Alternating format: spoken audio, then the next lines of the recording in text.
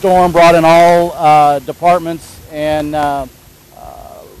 response organizations in order to coordinate our actions uniformly from the Emergency Operations Center. I can't say enough about Ameren and Adams Electric. They've both been very cooperative and here to lend a helping hand, work together in order to get the power restored through this event. They've had a presence in our Emergency Operations Center throughout, which has made the response to this much more smooth so that we can get through this event much quicker. Street crews have been out throughout the event working on clearing roadways. They're out today. As you look throughout the city of Quincy, you'll find that major routes are still closed. They are still impacted. We are asking that the public still remain home so that we can get these streets cleared without any additional risk to responders. All Adams County highways are open at this point in time, so the focus of clearing roadways is and continues to be here in the city of Quincy, and that will continue through today and tomorrow.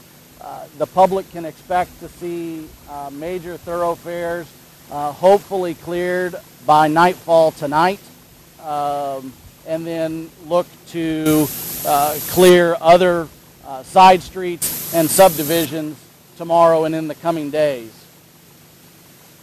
Last night, immediately following the storm, our 911 center was completely overwhelmed.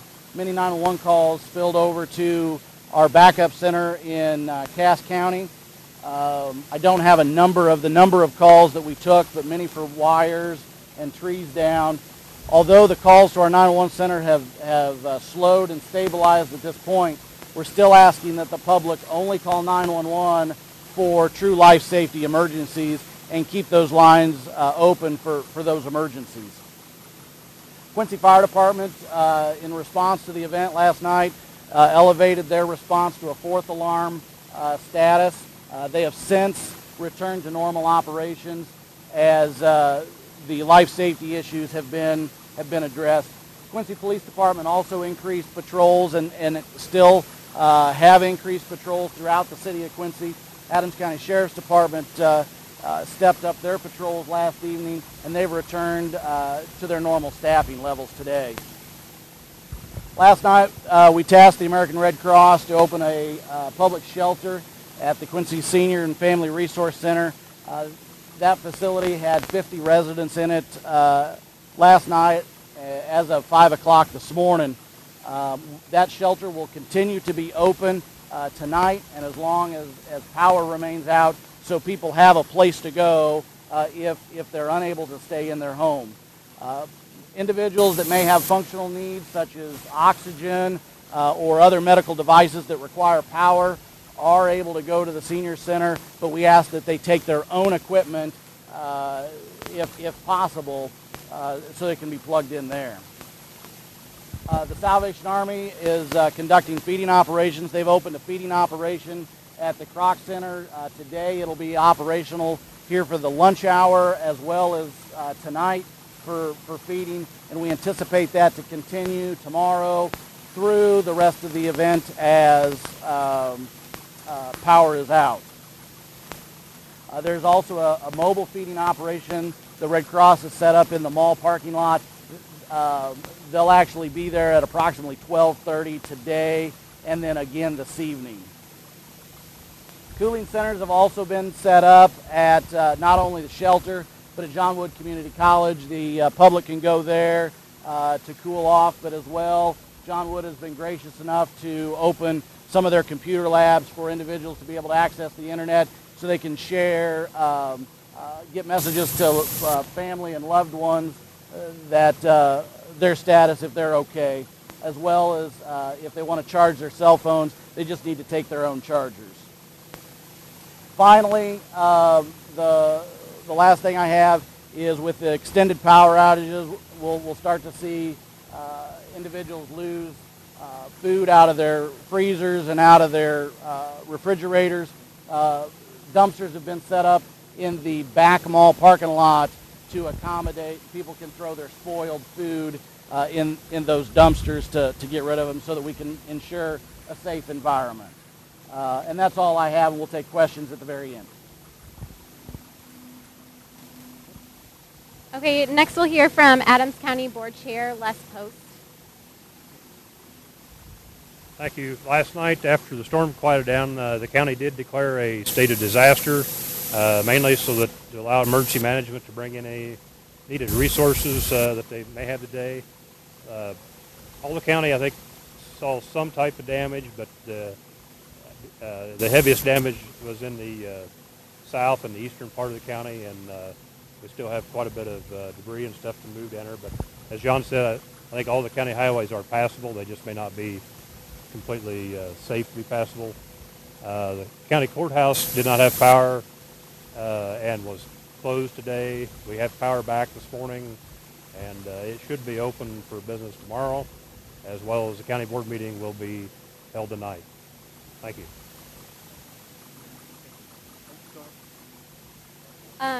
We'll hear next from Quincy Mayor Kyle Moore.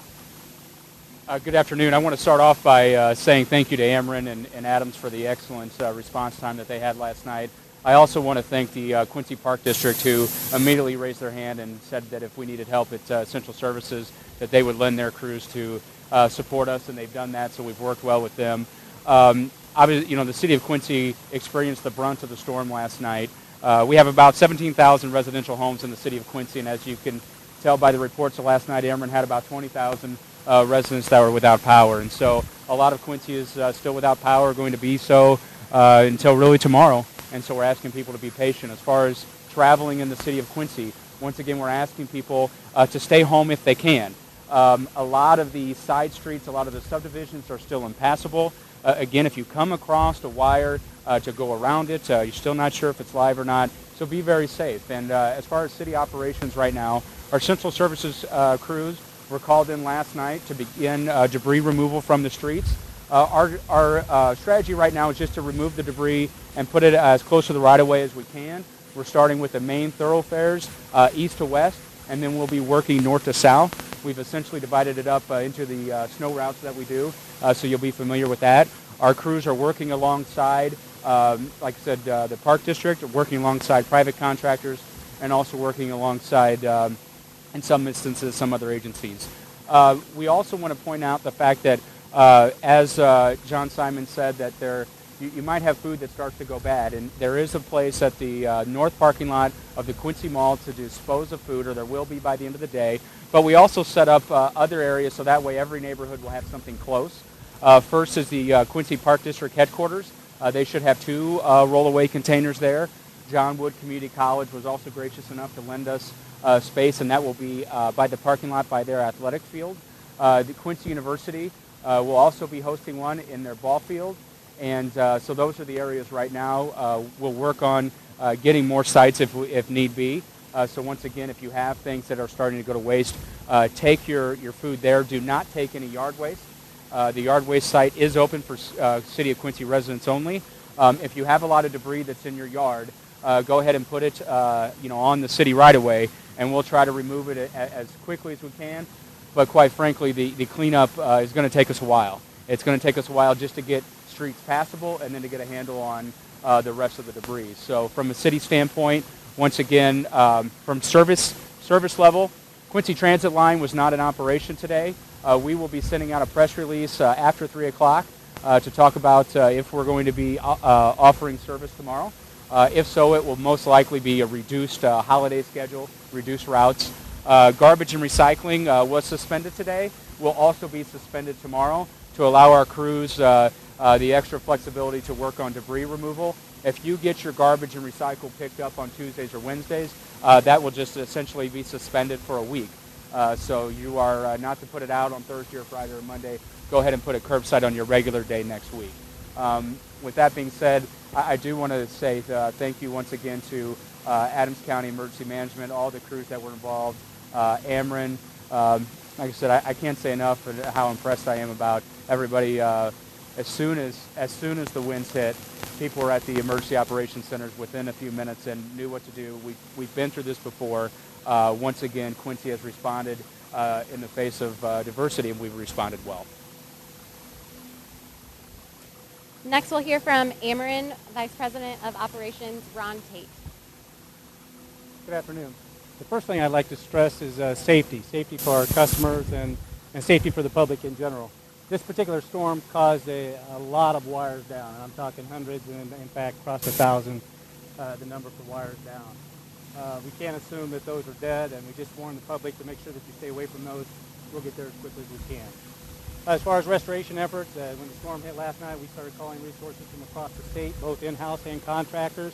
We currently have over 1,000 feet on the street. A combination of linemen, forestry guys, as talked about earlier, a lot of tree issues that we need to clear. So we continue to bring those in and clear so we can even get to the lines to start putting them up. These folks have been working since about 6:30 yesterday afternoon. They worked through the night. They'll continue to work through dark. We're also rounding up additional resources to bring in at dusk so that when those folks go home and bed down, that we're able to bring new resources in to keep the restoration effort up.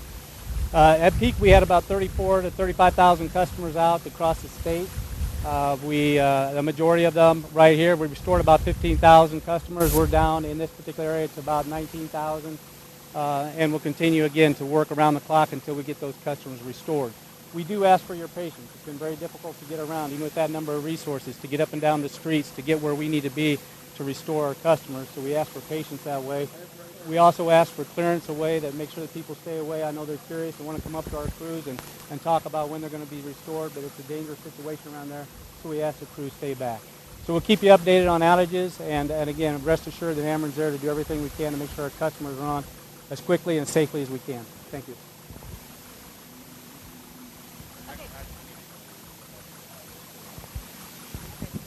We'll hear from Emergency Management Director John Simon with a modification. Okay, this just in. So we were talking about being able to access Evans Recycling down on Radio Road. We've actually just been informed that there's a wire crossing the road, so we'll be working to get that removed in short order so we can access it. But the public will probably not be able to access that for a couple of more hours as we work to remove that. So if the viewers are watching this and are ready to be loaded, hold off for a couple of hours until we can get that fixed. Are there any questions for anybody? From a standpoint of power, is there an estimate? Are we talking 24 hours? Could it be longer than that? I mean, is there any kind of ballpark right now? We're looking, again, most of the damage will concentrate right here in Quincy. We're looking for probably 3/4 of those outages to be cleared up by late evening tonight. We do have a section of town that was mentioned earlier, the southeast section of Quincy. Again, extensive damage and trouble even getting around there.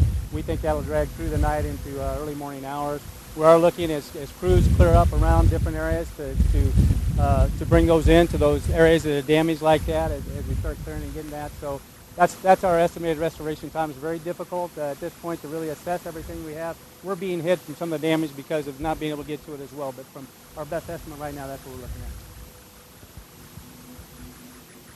City standpoint, number one priority right now, if it's people and their safety, debris, I mean, is that the number one thing that you're asking people as far as their safety concerns go right now? Well, yeah, it's safety for the residents and safety for our crews as well. It makes it harder to do their job if there are the more cars that are weaving in and out. And so, again, if you don't have to leave your house, don't leave. It's only making it harder for our crews. So stay put. I know it's challenging. I know it's hot out there. And also, just from a caring standpoint, reach out to a neighbor, in these high temperatures to make sure they're okay, especially if you know of an elderly neighbor or relative. Reach out to them, make sure they're okay. And if for some reason they need to get to a cooling center, be sure to let somebody know. Are they 24 hours? I mean, if people lose power, they can't communicate, or somebody's going to be open on the call. Mm-hmm. Okay. Any reports of injuries or anything you got? We've had no reports of any injuries in this event or any fatalities. So just by the sheer mass of everything happened and all the trees that are down, I think that's the thing that should be in the forefront of everybody's mind is that we're very lucky that there was no injuries or any lives lost. heard a lot about Quincy, but I'm also hearing a lot of damage in the Payson area. Right, we've reached out with the villages there and working with them in order to respond to their needs as well. I know Payson, I spoke with them a while ago. All their streets are open. They're moving their debris. Ameren is still working to get those power connections back on.